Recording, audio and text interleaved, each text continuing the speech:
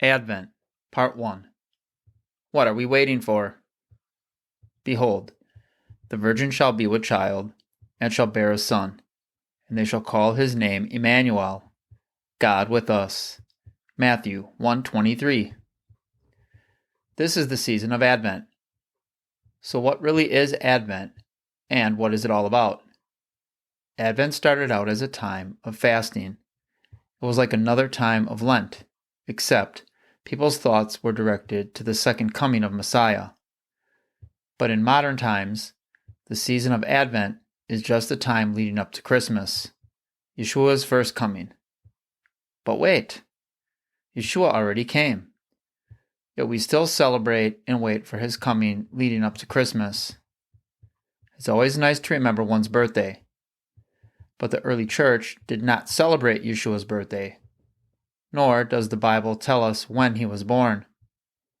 Actually, it was the Emperor Constantine who began the Christmas tradition of celebrating Yeshua's birth on December 25th to coincide with the birth of the pagan sun god, Mithra.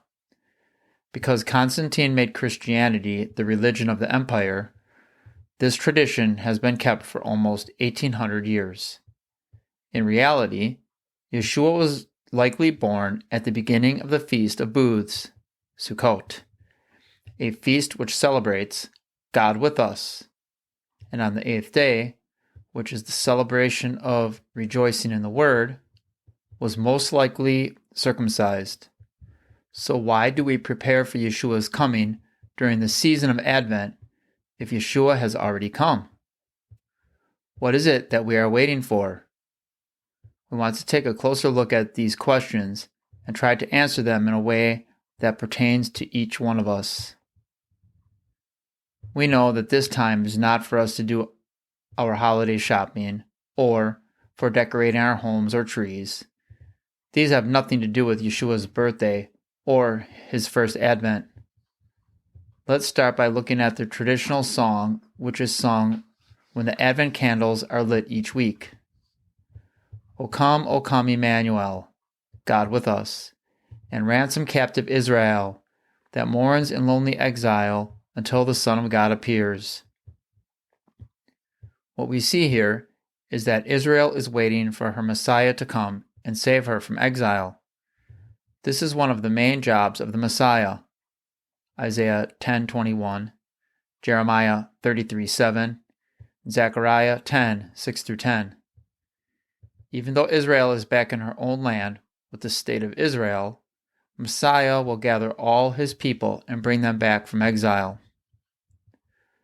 O come, thou Lord of might, who to thy tribes on Sinai's height in ancient times didst give the law in cloud and majesty and awe.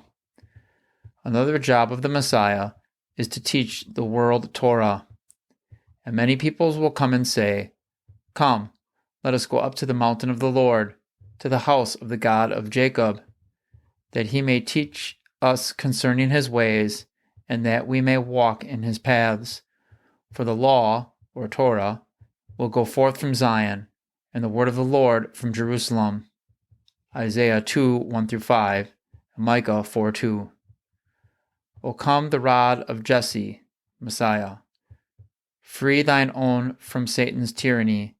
From depths of hell thy people save, and give them victory o'er the grave. Micah chapter 5 not only tells us that the Messiah will be born in Bethlehem, but he will be a ruler who will shepherd his people Israel, and he will have victory over all the enemies of Israel. Micah 5:9. Your hand will be lifted up against your adversaries, and all of your enemies will be cut off. And of course, the last enemy to be conquered is death. 1 Corinthians 15:26. O come, thou dayspring, come and cheer our spirits by thine advent here. Disperse the gloomy clouds of night, and death's dark shadow put to flight.